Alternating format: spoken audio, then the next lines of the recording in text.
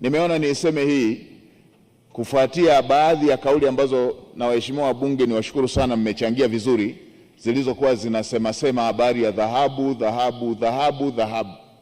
Mheshimiwa Spika, tunapotaja akiba zetu tulizonazo sasa hivi, tunataja akiba ya fedha ambazo kwenye hizo akiba za fedha tunaongeleaga kiwango cha chini zaidi ya miezi 4 ya uagizaji wa bidhaa,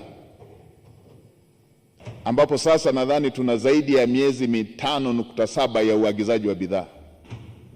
Katika uongozi wa Daktari Samia Suluhu Hassan tuliongeza wigo wa kutaja akiba tulizonazo. Sasa hivi tunataja pia akiba ya chakula tulichonacho. Kiwango cha chini ambacho kinatakiwa kutosheleza akiba ni tani takribani 1,500,000, lakini serikali ina akiba ya chakula takribani tani 450,000. Maana yake nini, Mheshimiwa Spika? Panapotokea pana uhitaji, serikali inaweza kuuza ile ziada ambayo ni ziada ya kile kiwango cha lazima cha kubakiza kwenye akiba ya nchi. Inaweza ikauza ili iweze kusaidia maeneo ambayo wananchi wanahitaji kupunguza makali ya mahitaji ya chakula. Lakini sehemu zingine serikali inaweza ikauza akiba ya hicho chakula ili ipate fedha za kununua chakula kingine, ili wakulima wasibaki na chakula katika maeneo yao. Itakuwa inauza si kwa sababu inatafuta fedha hizo ili ipeleke kwenye bajeti.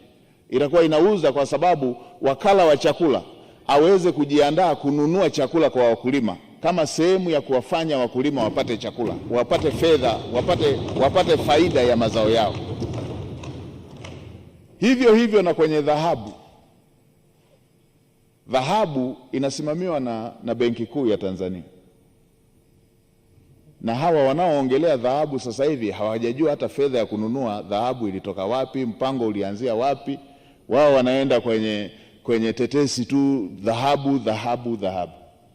Benki Kuu kama msimamizi wa sera, kuna wakati akitaka mfumuko wa bei uwe chini kwenye fedha tu, achilia mbali dhahabu, wanatumia liquidity papers zake za kupunguza fedha kwenye mzunguko ndani ya nchi. Ni sera za kifedha za Benki Kuu ambazo huwa zinatumika na nchi yoyote. Lakini katika muda ambapo wanataka fedha ziende nyingi kwenye mzunguko, wanatumia pia sera hizo za kifedha ambazo zinaruhusu fedha ziende nyingi kwenye mzunguko wa fedha. Sasa leo hii kwa Benki Kuu imesababisha wachimbaji wadogo wengi wanufaike sana kwa ajili ya ununuzi ule wa dhahabu.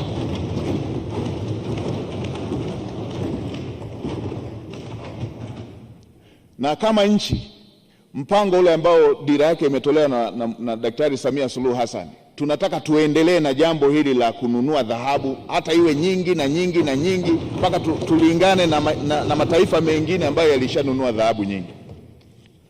Inapotokea soko limepanda la dunia, ni busara tu kuuza ili ununue dhahabu za wachimbaji wadogo huku, wapate soko, wapate fedha nyingi za. Ni busara. Maadamu kiwango cha chini kilichowekwa cha dhahabu inayotakiwa kuwepo kipo vile vile, ni jambo la kawaida. Tuna haya wala si mambo ya mtaani, ni mambo ya kisera. Benki Kuu watafanya, na kama ambavyo mambo mengine ya kifedha ambavyo yanafanyika, hivyo ndivyo ambavyo inafanyika. Na haya ya utekelezaji wa miradi, tusije tukatembea na kauli za wale wasioitakia mema nchi yetu, kwamba wao wanadhani kwamba nchi haina fedha, inataka iuze dhahabu ndio iweze kutekeleza miradi. Makusanyo tunayapata kila siku, lakini pia na fedha zikishapatikana, kwani zile za dhahabu zitakuwa zinawekewa alama? Zenyewe zitakuwa zinawekewa alama. Wanataka za dhahabu, zile za dhahabu zikiuza zifungwe shanga kwamba hizi ni za dhahabu.